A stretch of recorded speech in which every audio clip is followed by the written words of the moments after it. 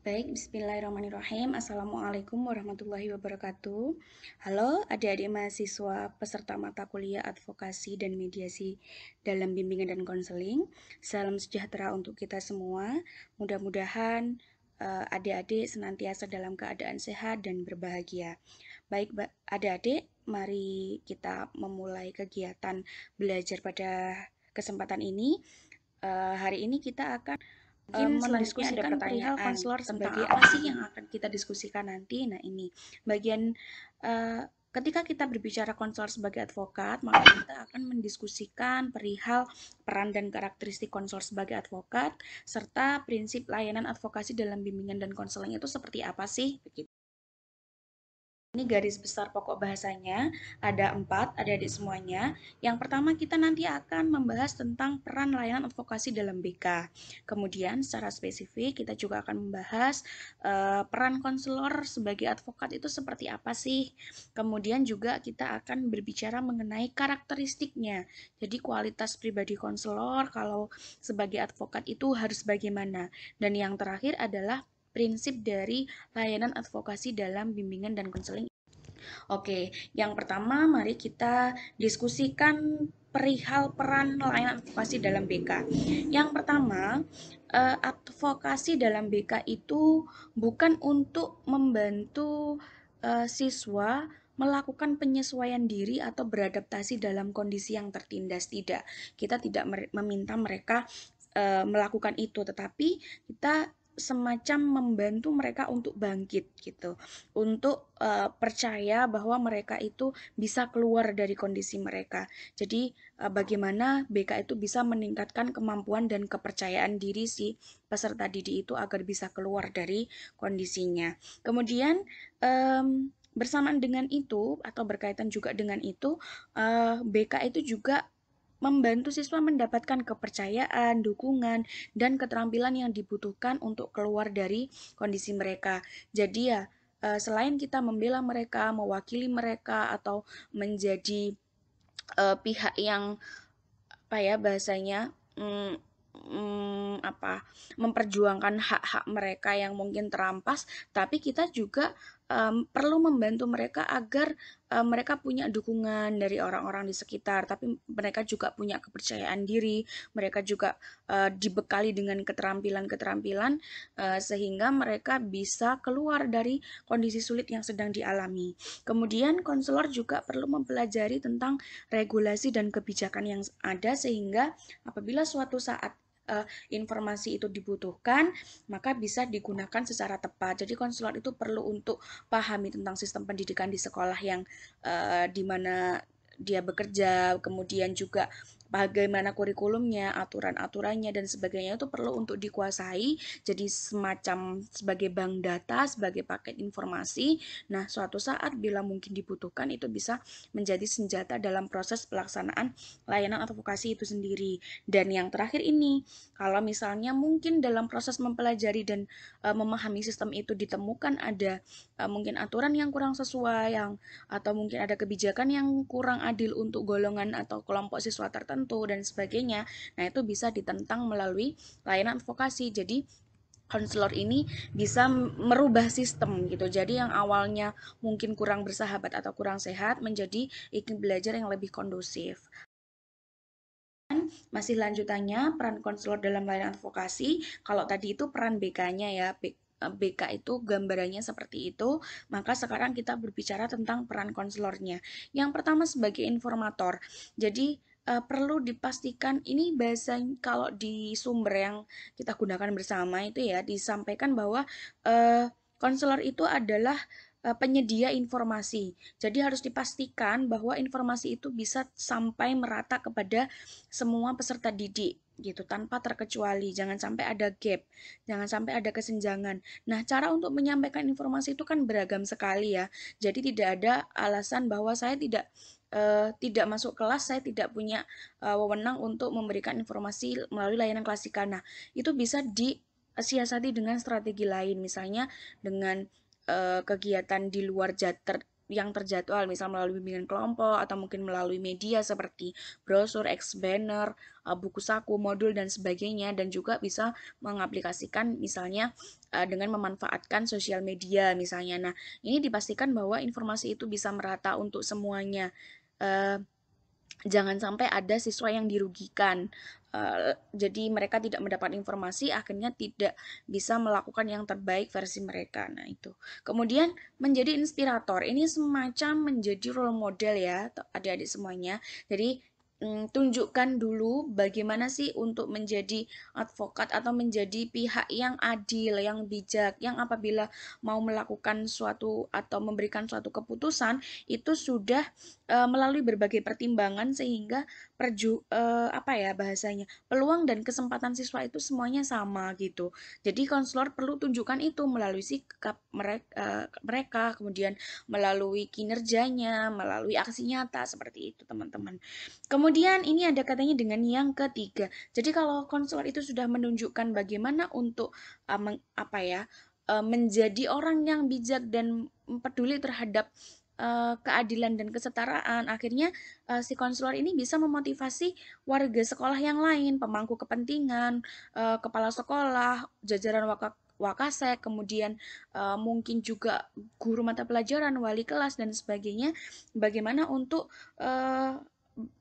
memberikan peluang yang sama untuk setiap siswanya. Jadi ini adalah upaya pencegahan agar bagaimana tidak lagi ada yang namanya diskriminasi, intoleransi, perampasan hak, ketidakadilan dan sebagainya. Jadi setelah memberikan inspirasi kepada yang lain, maka konselor kemudian semacam menjadi influencer gitu ya, mengajak yang lain untuk melakukan hal serupa untuk yang ini yang terakhir, melakukan perubahan. Jadi konselor itu sebagai agen perubahan. Bagaimana bisa mengubah iklim sekolah menjadi produktif, kondusif dan mendukung perkembangan siswa. Jadi bagaimana untuk menciptakan peace education gitu ya, pendidikan yang damai, pendidikan yang berkualitas, pendidikan yang tanpa ada hambatan dan kemudian sebagainya. Lebih lanjut, ketika berbicara konselor sebagai advokat, yang pertama, konselor perlu untuk meninjau kondisi sekolah dari berbagai sudut pandang. Jadi paradigmanya harus luas. Seperti yang tadi salah satunya adalah pelajari tentang regulasi, kebijakan, kurikulum, aturan, sistem yang berlaku di sana dan sebagainya perlu untuk dikenali, kemudian dikuasai lebih lanjut, dipahami betul-betul secara utuh, secara komprehensif begitu. Kemudian konselor juga perlu mengidentifikasi hambatan atau kendala yang dialami peserta didik. Jadi jangan sampai hanya menunggu, ini kan nggak ada keluhan, berarti mereka baik-baik saja dong. Nah, tidak seperti itu, tapi perlu untuk bahasanya bisa jemput bola gitu ya, kalau katanya Pak Kholik kemarin. Harus ada aksi untuk bagaimana konselor itu mau untuk aware gitu, mau untuk caring, mau untuk peduli dengan siswa-siswanya. Apakah mungkin ada yang mengalami penurunan performansi akademik, atau mungkin ada yang sampai katakanlah terisolir sampai enggan untuk berangkat ke sekolah, atau bahkan ada yang sampai lebih parahnya mengundurkan diri dari sekolah. Jangan sampai seperti itu. Jadi kalau sudah ada proses identifikasi di awal, maka ini yang ketiga, memastikan bahwa siswa tidak mengalami hambatan dalam melaksanakan tugas perkembangannya begitu. Jadi kalau sejak awal sudah diidentifikasi, memastikan kondisi mereka baik-baik saja, tidak ada hambatan, maka semuanya bisa berjalan dengan lancar. Tapi kalau memang ada hambatan, ada yang teridentifikasi mungkin haknya terampas atau mungkin mengalami ketidakadilan dan sebagainya, ya maka konselor perlu segera memberikan upaya lebih lanjut, perlu berikan intervensi agar jangan sampai kita kehilangan mereka bahasanya, agar jangan sampai mereka merasa diabaikan begitu teman-teman. Dan yang terakhir, untuk melakukan keseluruhan layanan advokasi, memang konselor itu perlu untuk memiliki keterampilan dan kesadaran pribadi yang kuat. Juga perlu pemahaman tentang keadilan dan kesetaraan. Jadi ya memang ini menjadi modal awal gitu, harus punya kepedulian dulu, punya kasih sayang dulu, ketulusan dulu gitu, diimbangi dengan keterampilan-keterampilan yang kemudian dibutuhkan. Konselor sebagai advokat itu seperti yang tadi, karena perannya adalah sebagai informator, maka konselor itu juga perlu untuk menutup kesenjangan informasi. Tadi sudah dijelaskan ya, yang namanya informasi itu harus disampaikan secara merata. Kemudian, konselor juga perlu untuk memberdayakan. Jadi, selain menjadi wakil, selain menjadi pembela, konselor juga perlu untuk membantu siswa itu agar mereka merasa berdaya. Mereka punya kekuatan, mereka punya potensi, punya kapasitas, sehingga harapannya bersamaan dengan layanan advokasi ini diberikan, konselor itu juga memberikan kekuatan kepada peserta didik yang haknya terampas atau tertindas itu, sehingga mereka self esteemnya juga lebih baik gitu ya. Mereka memiliki penghargaan diri yang baik, kepercayaan dirinya meningkat, kemudian self efficacy-nya juga bagus begitu, sehingga pada akhirnya mereka bisa percaya bahwa saya juga memiliki hak yang sama. Kemudian karakteristik konselor dalam layanan konseling yang pertama ini sebenarnya adalah hal yang mendasar, karena adik-adik sebenarnya tanpa belajar bagaimana untuk menjadi advokat pun sebenarnya sudah disiapkan untuk menjadi pribadi yang seperti ini, yang peka dan tanggap terhadap kebutuhan peserta didik, yang peduli, yang mendengarkan secara aktif, yang memiliki penghargaan positif dan seterusnya, sampai dengan stabilitas emosional. Adik-adik sudah belajar di KDK, dimanapun, di psikologi konseling, di pengembangan pribadi dan sebagainya. Ini adalah sikap dasarnya seorang konselor ya, yang harus warm, yang unconditional positive regard, yang empathic understanding, yang genuine dan sebagainya. Nah, ini adalah paket dari adik-adik sebagai bekal awalnya. Kalau ini sudah dikantongi, maka selanjutnya kualitas pribadi yang kedua adalah, ini sudah spesifik ke layanan advokasinya, maka konselor perlu tanggap terhadap isu ketidakadilan ya. Jadi harus tahu, harus mengerti tentang ini. Kemudian juga memiliki keterampilan dalam mengumpulkan dan memilah data.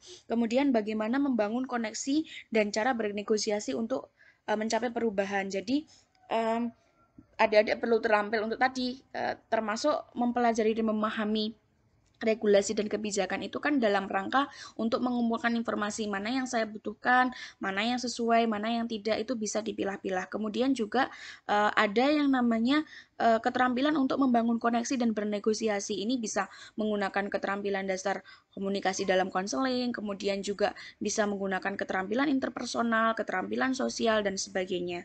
Kemudian yang ketiga, berani mengambil resiko, karena layanan advokasi ini memungkinkan terjadinya kontroversi, konflik, dan resiko pribadi. Tentu dalam prosesnya akan ada orang yang tidak suka, akan ada rekan kerja yang mungkin menggunjing dan sebagainya. Tapi konselor perlu untuk berani ambil itu, ambil resiko itu begitu. Karena sekali lagi untuk menegakkan keadilan itu tentu bukan proses yang mudah ya. Jadi konselor perlu untuk memiliki keberanian menuju ke arah sana dan berusaha untuk meminimalisir terjadinya. Yang terakhir kita akan berbicara tentang prinsip.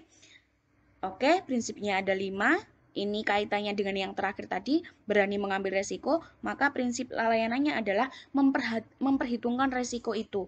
Kalaupun mungkin terbesit ragu-ragu, itu wajar. Tetapi bagaimana agar konselor itu bisa meyakinkan diri sendiri bahwa yang namanya risiko itu pasti ada, dan selanjutnya memikirkan strategi atau cara bagaimana untuk meminimalisir agar risiko itu tidak semakin besar atau menjadi konflik yang berkepanjangan dan sebagainya. Mungkin perlu dipahami karakteristik dari pihak yang akan kita libatkan, kemudian bagaimana cara kita mengkomunikasikan dan sebagainya. Kemudian yang kedua, yakin dan bertanggung jawab. Jadi kalau sudah memilih untuk saya akan menjadi advokat atau membantu si ini memberikan layanan advokasi bagi si ini misalnya ya. Nah, itu kalau sudah memilih seperti itu, ini bahasanya adalah madep mantep. Kalau sudah niat ingsun, maka ya tuntaskan apa yang sudah dipilih begitu. Jadi apa yang sudah dimulai itu harus dituntaskan. Jangan sampai goyah, kemudian putus asa dan patah semangat di tengah jalan. Jadi kalau memang sudah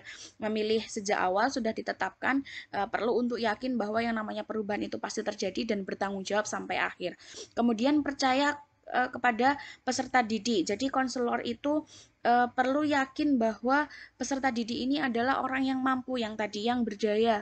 Mereka bisa kok diajak untuk keluar dari kondisi mereka begitu. Kemudian merayakan keberhasilan. Jadi karena mungkin layanan advokasi ini adalah hal yang sulit begitu ya, yang tidak mudah dan mungkin tidak semua orang bisa melakukannya. Kalau berhasil, ya berikan self reward, berikan reinforcement untuk diri sendiri. Caranya sederhana saja, lakukan perayaan kecil yang memang itu sesuai dengan kebutuhan dan karakteristik dari si konselor itu. Dan yang terakhir adalah fokus pada jalur. Nah, ini ada kaitannya mungkin dengan yang poin 1 dan 2 gitu ya. Kalau mungkin sempat ragu-ragu kemudian selama prosesnya itu mungkin ada pihak-pihak yang secara tidak langsung itu mempengaruhi konselor itu mungkin biar tidak lagi melanjutkan dan sebagainya. Nah, kalau sudah fokus pada jalur sudah ditetapkan sejak awal. Nah, ini yang penting adalah sebaik mungkin untuk menolak alasan kegagalan. Jadi nggak ada lagi alasan untuk uh, kok katanya ini begini, apakah ini langkah yang benar dan sebagainya. Nah, ini kalau sudah ditetapkan gitu ya, sudah yakin, ya sudah, maka harus dipersiapkan dan dilakukan, dituntaskan dengan sebaik mungkin. Oke, teman-teman, itu yang dapat Burin disampaikan pada kesempatan ini. Mohon maaf apabila mungkin ada kurang-kurangnya atau mungkin videonya terlalu panjang atau ada apa ya bahasanya kelihatannya kayak buru-buru banget gitu. Mudah-mudahan tetap bisa tersampaikan begitu, adik-adik bisa memahaminya, menangkap inti dan maknanya. Nanti kalau memang membutuhkan diskusi lebih lanjut, mari kita diskusi menggunakan media yang lain, kita sambung menggunakan ruang yang lain. Nanti kita juga akan melakukan refleksi pembelajaran pada pertemuan yang akan datang. Begitu teman-teman. Saya rasa saya cukup sampai di sini, saya cukupkan. Mohon maaf apabila